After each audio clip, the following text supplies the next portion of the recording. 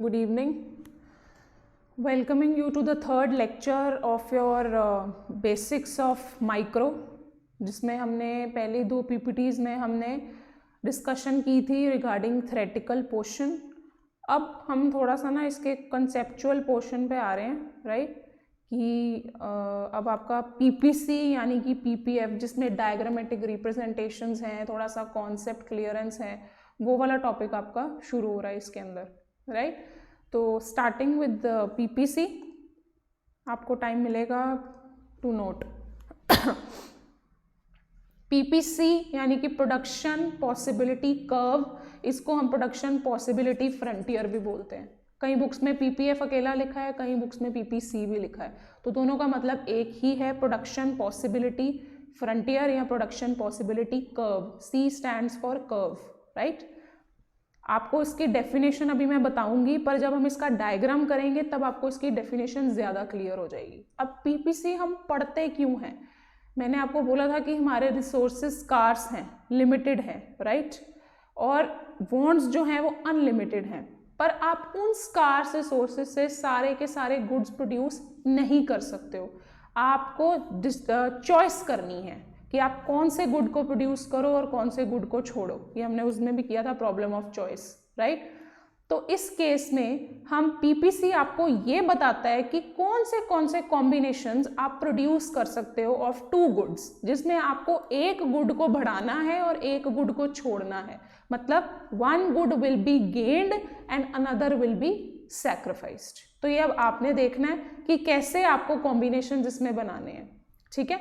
सो अगर मैं इसकी डेफिनेशन से जाऊं, PPC refers to graphical representation. Graphical representation क्यों बोलते हैं? क्योंकि इसको हम ग्राफ पे रिप्रेजेंट करते हैं प्लॉटिंग करके. Of possible combinations of two goods. हम हमेशा टू गुड्स की इसलिए बात करेंगे, आप नोटिस करोगे आगे पूरे PPC में हम सिर्फ दो गुड्स की बात कर रहे हैं. हमने टू गुड्स इसीलिए लिए फॉर सिंप्लिसिटी सेक ना, सिंप्लीफाई करने के लिए, ईजी करने के लिए कि इकोनॉमी में दो गुड्स को हम प्रोड्यूस कर रहे हैं, right? That can be produced with given resources and technology. कभी भी गुड्स को आप रिसोर्सेज और टेक्नोलॉजी के बिना तो बना नहीं सकते हो, इसीलिए उन्होंने डेफिनेशन में रिसोर्सेज एंड टेक्नोलॉजी डाल दिया. अगेन आई एम टेलिंग, इसकी डेफिनेशन आपको फर्दर ज़्यादा क्लियर हो जाएगी. अजम्पशंस जो है PPF के, अजम्पशंस क्यों करते हैं हम? क्योंकि इकोनॉमिक्स में हम मान के चलते हैं कि कुछ चीज़ें हम अज्यूम कर रहे हैं. कोई भी कॉन्सेप्ट पढ़ने से पहले हम कुछ चीज़ें अज्यूम करके चलते हैं इसके अंदर, right? First, the amount of resources in an economy is fixed. कहने का मतलब है कि रिसोर्सेज हमको दिए हुए हैं, इतने फिक्स्ड हैं, इससे ज़्यादा नहीं, इससे कम नहीं. पर रिसोर्सेज को आप एक गुड से दूसरे गुड में ट्रांसफर कर सकते हो. मतलब गन्स से बटर में या बटर से गन्स में, मतलब टू गुड्स को आप ट्रांसफर कर सकते हो. Only two goods can be produced. Simplicity sake के लिए अगेन हमने दो ही गुड्स लिए हैं. Third, the resources are fully and efficiently used. हम अज्यूम करके चलते हैं कि हमने रिसोर्सेज को प्रॉपरली यूज किया. Fourth, resources are not equally efficient in production of all goods. कहने का मतलब है कि जो रिसोर्सेज हैं वो सारे के सारे गुड्स की प्रोडक्शन में एक तरह से इक्वली एफिशिएंट नहीं है, तभी हम एक गुड से दूसरे गुड पे रिसोर्सेज को ट्रांसफर करते हैं, right? Last, the level of technology is constant. हम मान के चलते हैं कि through out the PPF your level of technology is constant, right? आप ये नोट कर लो, मैं आपको टाइम दे रही हूँ.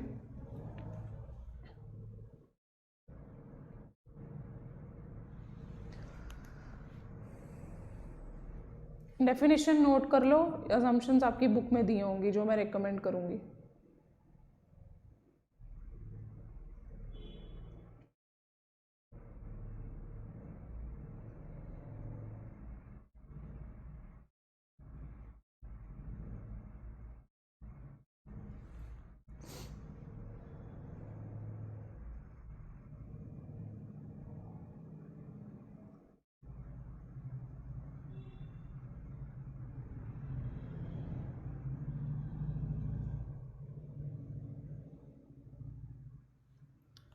चलें आगे, ओके. ये इसका शेड्यूल है PPF का. डेफिनेशन और अजम्पशंस के बाद आपको शेड्यूल ड्रॉ करना होता है, ये आप देख लो इसके अंदर। सबसे पहले है पॉसिबिलिटीज। पॉसिबिलिटीज मतलब combinations, A B C D E F G, हर कॉम्बिनेशन में ना दो दो गुड्स होंगे। अब हमने इसमें दो गुड्स कौन से लिए हैं, एक हमने लिया है गन्स, एक लिया है बटर। गन्स होते हैं वॉर गुड और बटर होते हैं सिविल गुड, तभी हमने गन्स और बटर को ले लिया। Again we have taken two goods. अब आप नोटिस करो गन्स जो हैं वो कम होती जा रही हैं, 21 से 20, फिर 18, फिर 15, फिर 11, फिर 6, फिर 0। और जो बटर है वो बढ़ती जा रही है, 0, 1, 2, 3, 4, 5, 6, ये यूनिट्स में है बच्चे, ये 21 यूनिट्स, 20 यूनिट्स, हम गन्स और बटर को यूनिट्स में मेजर करते हैं। अब ऐसा क्यों हो रहा है, गन्स क्यों कम हो रही हैं और बटर क्यों ज़्यादा हो रहा है? Again due to scarcity of resources, हमें एक गुड को छोड़ना पड़ेगा दूसरे गुड को गेन करने के लिए, क्योंकि हमारे पास इतने रिसोर्सेज नहीं है कि हम गन्स को भी बनाई जाएं और हम बटर को भी बनाई जाएं। चॉइस आ जाती है, प्रॉब्लम ऑफ चॉइस, दोनों में से एक को आपने चूज करना है, आपने बटर को चूज कर लिया। बटर को गेन करने के लिए आप गन्स को छोड़ते गए, ये आपको इसमें नजर आ रहा है। अब छोड़ते कैसे गए ये ध्यान से देखना। पहले पे तो 21 है और 0 है, ठीक है, हम ये मान के चलते हैं कि ए कॉम्बिनेशन पे आपने सारे के सारे गन्स प्रोड्यूस करी और कोई भी बटर प्रोड्यूस नहीं किया। और जी कॉम्बिनेशन, ए के बाद ना जी को देखो, ये मान के चले कि अब आपके पास 0 गन्स हैं और आपके पास सिर्फ बटर है। बीच के कॉम्बिनेशंस कैसे हैं बच्चे, ये देखो, इनके बीच में माइनस करते जाओ। 21 माइनस 20 इज 1, वो हमने यहां लिख दिया। फिर 20 माइनस 18 इज 2, वो हमने यहां लिख दिया। फिर 18 माइनस 15 इज 3, वो हमने यहां लिख दिया। एंड लाइकवाइज, ये आपको पता लग गया होगा, ये 4, ये 5 एंड ये 6। कहने का मतलब है कि जब आपने एक गन छोड़ी तो आपने एक बटर गेन किया, फिर आपने 2 गन छोड़ी तो आपने 2 बटर गेन किया, फिर आपने 3 गन्स सैक्रिफाइस करी, फिर आपने 3 यूनिट्स ऑफ बटर गेन किया, ऐसे ही, राइट। इसको बोलते हैं सैक्रिफाइस और गेन करना। और ये इसी सारे सैक्रिफाइस और गेन को जब हम ग्राफिकली रिप्रेजेंट कर देते हैं उसको हम बोलते हैं पीपीएफ। मतलब गन्स और बटर की प्लॉटिंग कर देंगे जब हम, तो आपको पता लग जाएगा that will be PPF. Please note down. ये एमओसी और एमआरटी अभी रहने देना, अगर आपने नोट करना है आप साथ में नोट कर लो, इसको भी मैं बाद में समझाती हूँ, आप पहले ये समझ लो। पॉसिबिलिटीज, गन्स एंड बटर, ये आप नोट कर लो। A B C D E F G, 21, 20, 18, 15, 11, 6 and 0, then 0, 1, 2, 3, 4, 5, 6.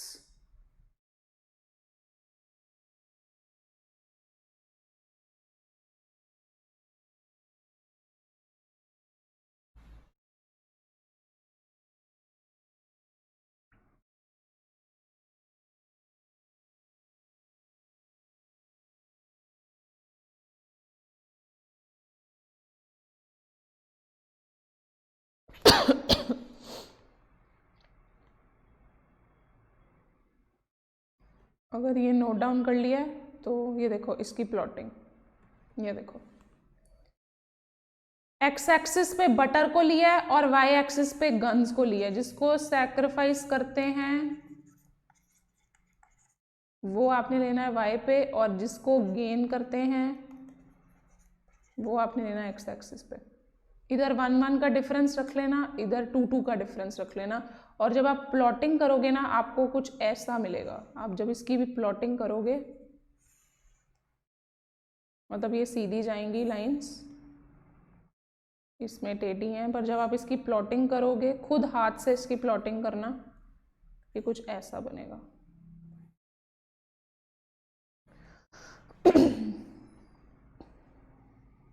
Right, ये जी पॉइंट यहाँ है और ये ए पॉइंट है। जब आप A B C D E F G को जोड़ दोगे, पॉइंट्स को जोड़ दोगे, तो आपके पास एक कर्व आ जाएगा, ए जी कर्व, जिसको हम पीपीएफ बोलते हैं।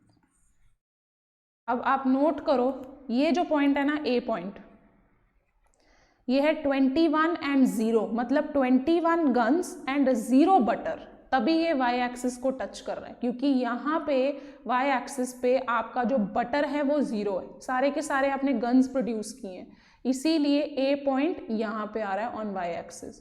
फिर जो बी पॉइंट है वो है 20 एंड 1, मतलब 20 आपके गन्स और 1 आपका बटर। ऐसे ही सी पॉइंट है, फिर डी है, ई है, एफ है और जी है। जी पे आपने क्या किया है, जी पे आपने सिर्फ 0 जो है वो आपकी गन्स हो गई हैं और 6 आपने बटर के यूनिट्स किए। तो ये जी पॉइंट पे बटर है 6 और गन्स है 0, राइट, तभी ये एक्स एक्सिस को टच कर रहा है। फिर आप जब सारे पॉइंट्स को ज्वाइन कर देते हो A B C D E F G, उससे हमारे को एक कर्व मिलता था जिसको हम बोलते हैं PPF. I hope I am clear. आप प्लॉटिंग आपको करनी जरूरी है, शेप ना ऐसे ही आएगी हमेशा पीपीएफ की, ऐसे, राइट। आप साथ साथ इसकी प्लॉटिंग कर लो ताकि आप मैच कर लो आप अपने रजिस्टर पे और इस पे।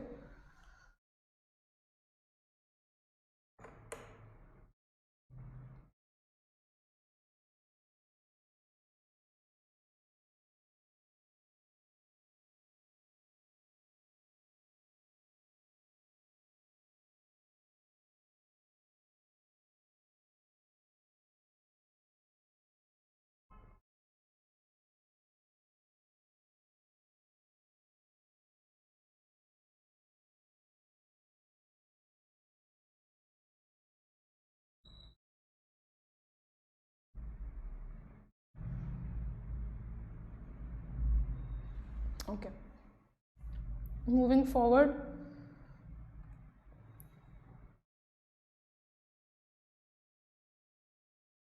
ये जो है ना एक्सप्लेनेशन, ये पीपीएफ की एक्सप्लेनेशन है जो मैंने ऑलरेडी आपको दी है, ये आपको भी पता लग जाएगा। ये देखो, if the economy uses all its resources to produce only guns, मतलब ए पॉइंट जो था ना, पॉइंट ए जिसपे था 21 और 0, वो ये बात हो रही है कि सारे के सारे आप गन्स प्रोड्यूस कर रहे हो एंड नो बटर, ठीक है। और फिर पॉइंट जी याद है 0 और 6, जिसमें आपने 0 जो है गन्स है और आपके 6 यूनिट्स ऑफ बटर है, ठीक है। ये उन्होंने आपको बिल्कुल 2 एक्सट्रीम पॉइंट्स एक्सप्लेन कर दिए हैं कि पॉइंट ए पे क्या हो रहा है और पॉइंट जी पे क्या हो रहा है। पॉइंट ए और जी के बीच में B C D E F जो हैं वो डिफरेंट पॉसिबिलिटीज हैं, जिसमें आप अलग अलग गन्स और बटर के कॉम्बिनेशंस बना सकते हो। जब उन सारे पॉइंट्स को हम जोड़ देते हैं हमारे पास एक कर्व आ जाता है A G, which is known as PPF. I hope I am clear. ये वही है सारी एक्सप्लेनेशन जो मैंने आपको, डायग्रामेटिक एक्सप्लेनेशन है बेटा, ये आपको डेफिनेशन लिख कर आनी है, आपको अजम्पशंस लिख के आनी है, then you have to draw the schedule. Schedule के बाद आपने डायग्राम ड्रॉ करना है, उसके बाद ये उसकी एक्सप्लेनेशन है, राइट।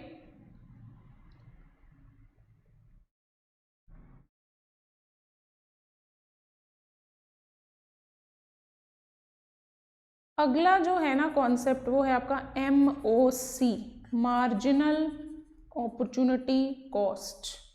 मैंने आपको याद है जब अपॉर्चुनिटी कॉस्ट करवाया था, मैंने आपको ये बात बोली थी कि अपॉर्चुनिटी कॉस्ट मतलब किसी चीज़ को सैक्रिफाइस करते जाना, cost of the next best alternative forgone, छोड़ते जाना। तो बस उसी का एक नाम दे दिया है marginal opportunity cost. It refers to the number of units of a commodity sacrificed to gain one additional unit of another commodity। मतलब कितने आपने गन्स सैक्रिफाइस किए एक बटर को पाने के लिए, उसको हम बोलते हैं MOC, number of units of a commodity sacrificed, which was the sacrificed commodity guns and which one was the gained commodity butter। आपने एक बटर के यूनिट को गेन करने के लिए कितना यूनिट्स ऑफ गन सैक्रिफाइस किए, उसको हम बोलते हैं MOC, राइट। इधर आप देखो,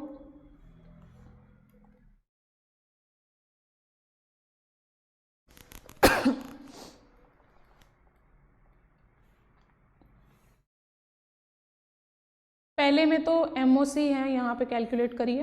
पहले तो डैश ही आएगी क्योंकि बेटा यहाँ पे 0 है, तो यहाँ पे ऊपर हमारे पास कुछ नहीं है, इसीलिए हम इसको डैश ले लेते हैं। फिर 21 माइनस 20, 1 आ गया, फिर 2, फिर 3, फिर 4, फिर 5, फिर 6, right.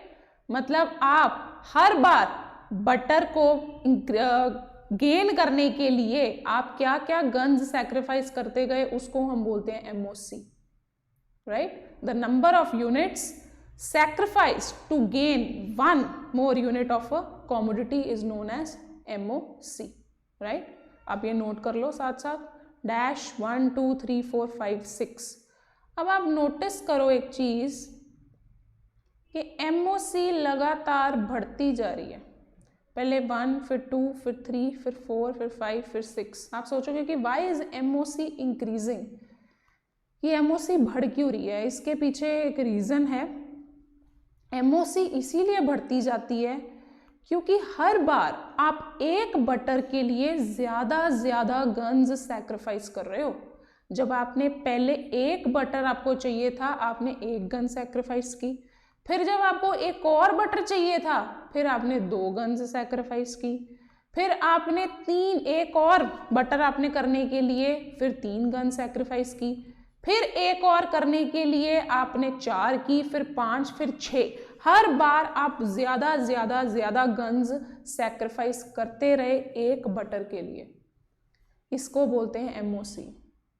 That is why MOC is increasing, because every time you are sacrificing more and more units of guns to gain 1 unit of butter, right? ये नोट कर लो, फिर मैं डेफिनेशन आपको नोट करवा देती हूँ।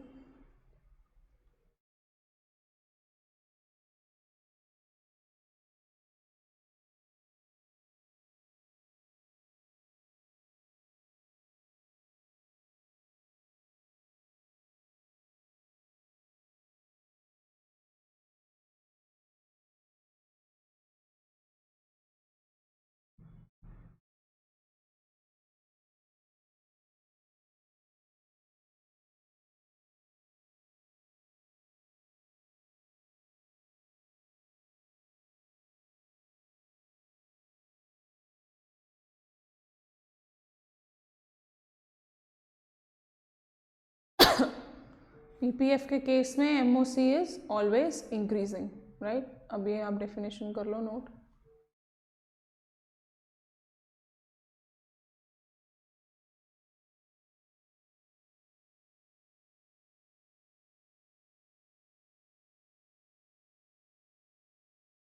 यहाँ पर मेंशन किया हुआ है,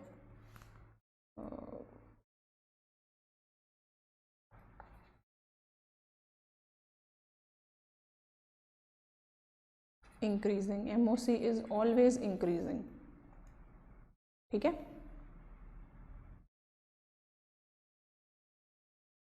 done.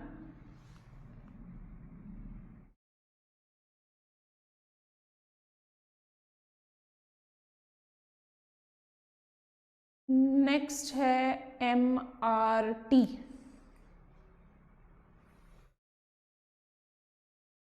Marginal rate of transformation. अब इसको हम रेट ऑफ ट्रांसफॉर्मेशन क्यों बोलते हैं? क्योंकि आपने अपने रिसोर्सेज ट्रांसफर किए हैं फ्रॉम गन्स टू बटर, किस रेट पे किए हैं वो आपको बताता है MRT। ऑब्वियसली आपने गन्स छोड़ी हैं, सैक्रिफाइस करी हैं, बटर आपने गेन किया है, तो आपने क्या किया, अपने रिसोर्सेज जो हैं वो शिफ्ट किए हैं फ्रॉम गन्स टू बटर, है ना, आपने ट्रांसफॉर्म किए हैं फ्रॉम गन्स टू बटर, इसीलिए हम उसका रेट ऑफ ट्रांसफॉर्मेशन कैलकुलेट करते हैं, which is known as MRT। सीधी बात है, इसके अंदर उन्होंने आपको एक्सप्लेन किया है कि हम MRT को बोलते हैं चेंज इन यूनिट्स सैक्रिफाइस्ड। किसको चेंज किया है? गन्स को, अपॉन चेंज इन बटर।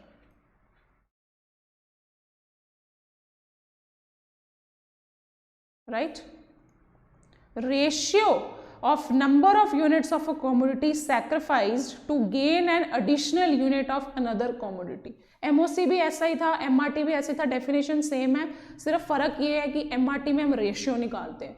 और याद रखना MRT की जो फॉर्मूला है that is change in units sacrificed upon change in units gained, right? MRT is equal to change in guns divided by change in butter. जिसको आप sacrifice कर रहे हो वो ऊपर आएगा, जिसको आप गेन कर रहे हो वो नीचे आएगा। डेफिनेशन ऑफ फॉर्मूला आप इसका नोट कर सकते हो। MRT is equal to change, बेटा ये जो ये बनाया गया ना, this is also known as delta. Maths जिन्होंने किए उनको पढ़ा होगा, ये डेल्टा को ना हम इकोनॉमिक्स में चेंज लिखते हैं, ये जो ट्राइंगल है।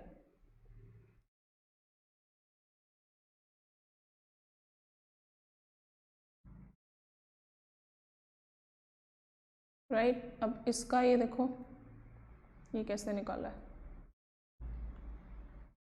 MRT, change in guns upon change in butter, sacrifice को ऊपर गेंड को नीचे। ये देखो रेशियो है तभी इसको रेशियो के फॉर्म में, पहला तो डैश ही आएगा अगेन। सेकंड देखो, एक गन छोड़ी एक बटर अचीव किया, 2 गन छोड़ी फिर से एक बटर अचीव किया, ये माइनस करते गए बेटा, ये 1 1 1 1 1 और 1, तभी यहाँ पर ये लिखा है 1 gun ratio 1 butter, 2 gun ratio 1 butter, 3 gun ratio 1 butter, 4 guns ratio फिर से 1 बटर, 5 गन्स रेशियो 1 बटर, फिर 6 गन्स रेशियो 1 बटर। अब बटर देखो 1 1 1 ही है, क्योंकि बेटा आपने हर बारी 1 1 1 बटर ही गेन किया है, पर गन्स आपने ज़्यादा छोड़ी हैं। ये फिर 1 फिर 2 फिर 3 फिर 4 फिर 5 फिर 6, राइट? रेशियो ऐसे निकाल लिया, 1G रेशियो 1B, आप इसको 1:1 या 2:1 3:1B लिख सकते हो, राइट? अब आप MRT भी नोटिस करो बढ़ रही है, ये 1:1 2:1 3:1 4:1 ये डैश।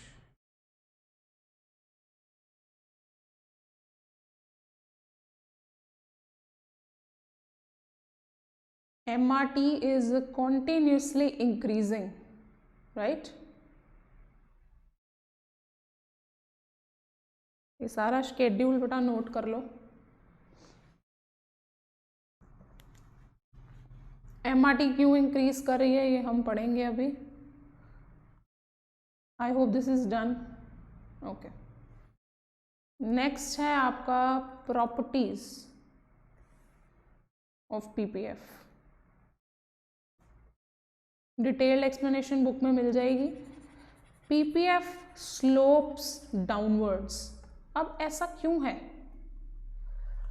ये देख रहे हो आप, ये नीचे को क्यों जा रही है, ये ऐसे ऊपर को क्यों नहीं है, ये नीचे को क्यों है, ये बोल रहे हैं। PPF always slopes downwards. Reason ये है बेटा क्योंकि इसमें आप 2 गुड्स की बात कर रहे हो, एक गन्स और एक बटर की, राइट? आपको अगर एक गुड को ज़्यादा बढ़ाना है तो आपको दूसरे को डेफिनेटली सैक्रिफाइस करना पड़ेगा। एक की क्वांटिटी बढ़ रही है, एक की क्वांटिटी कम हो रही है, so there exist an inverse relationship between guns and butter. इसीलिए एक को आप बढ़ाते जाओगे दूसरे को कम करते जाओगे, उनके बीच में रिलेशनशिप उल्टा है, इनवर्स है। जब उनकी प्लॉटिंग करोगे तो हमेशा PPF डाउनवर्ड स्लोपिंग ही आएगा। So first major property PPF की यही है कि PPF जो है इट्स स्लोप्स डाउनवर्ड्स, हमेशा नीचे को करता है बिकॉज ऑफ द सैक्रिफाइस। इसका एक ही रीज़न है, क्योंकि हम रिसोर्सेज मान के चलते हैं कि आपके रिसोर्सेज जो हैं वो लिमिटेड हैं, उनसे आप दोनों गुड्स इक्वली प्रोड्यूस नहीं कर सकते हो। आपको एक गुड को इंक्रीज करना है, दूसरे गुड को सैक्रिफाइस करना है, राइट? तो उस सैक्रिफाइस के चक्कर में एक की क्वांटिटी ज़्यादा हो रही है, एक की क्वांटिटी कम हो रही है, सो दोनों के बीच में जो रिलेशनशिप है वो हो जाता है इनवर्स।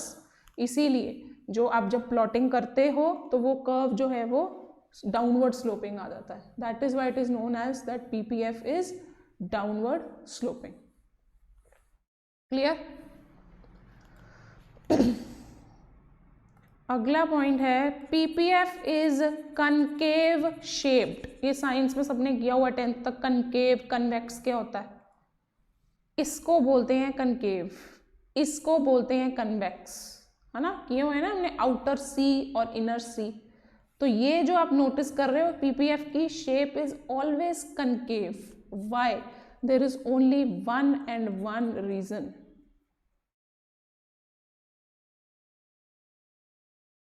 इंक्रीजिंग एमआरटी की वजह से. डाउनवर्ड स्लोपिंग होता है सैक्रिफाइस के कारण, पर जो कनकेव शेप्ड होता है that is due to increasing MRT. कि एमआरटी लगातार इंक्रीज करती जाती है. देखो मैंने आपको तब भी ऊपर लिख के बताया था. रेशियो जो है नोटिस करो बढ़ती जा रही है.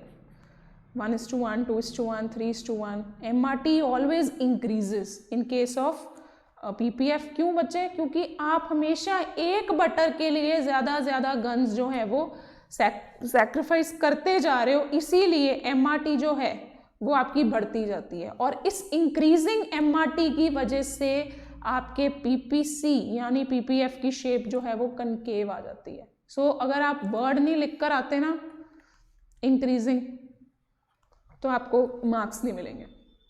PPF is concave shaped because of increasing MRT. And why is MRT increasing? Because to gain 1 unit of butter, you are sacrificing additional more and more units of guns. ठीक है?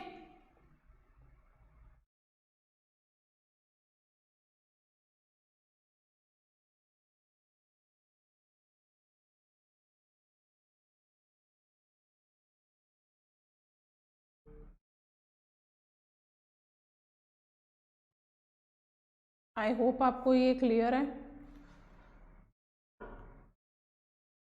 आप ये नोटिस कर लो पीपीएफ. मैं आगे जो है वो नेक्स्ट लेक्चर में जाऊंगी ताकि आपको इतना तो कम से कम क्लियर हो कि पीपीसी की डेफिनेशन हमने की, फिर हमने अजम्पशंस की पीपीएफ की, राइट. फिर उसके बाद मैंने आपको शेड्यूल बनवाया.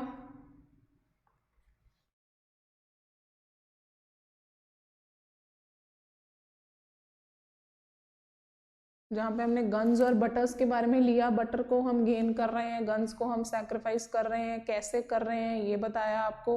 फिर उसके बाद मैंने आपको ये बताया कि इसकी डायग्रामेटिक एक्सप्लेनेशन कैसे करनी है, प्लॉटिंग कैसे करनी है इसकी. फिर वो कर्व को ज्वाइन कर देना, आपके पास एक कर्व आ जाएगा, राइट, पॉइंट पे. उसके बाद हमने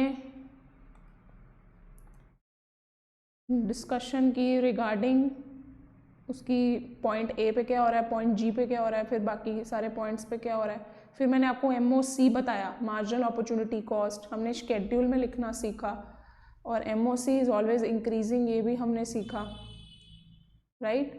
फिर हमने MRT किया, उसका फॉर्मूला किया, उसकी रेशियो निकालनी सीखी. ये भी नोटिस किया कि MRT भी लगातार बढ़ती जाती है. रीज़न मैंने आपको बता दिए. फिर उसके बाद मैंने आपको प्रॉपर्टीज़ करवाई हैं कि पीपीएफ स्लोप्स डाउनवर्ड्स क्यों करता है और कनकेव शेप्ड है तो क्यों है. इसकी दो ही प्रॉपर्टीज़ हैं पीपीएफ की, कि PPF slopes downwards and PPF is concave shaped. Why? I have given you the reason, right. बाकी lecture I will continue tomorrow. I hope the PPC का कॉन्सेप्ट इज क्लियर, क्योंकि ये कॉन्सेप्ट क्लियरेंस ज़रूरी है, तभी आपको आगे समझ आएगा, right. I have given you time to note down also. Okay, thank you.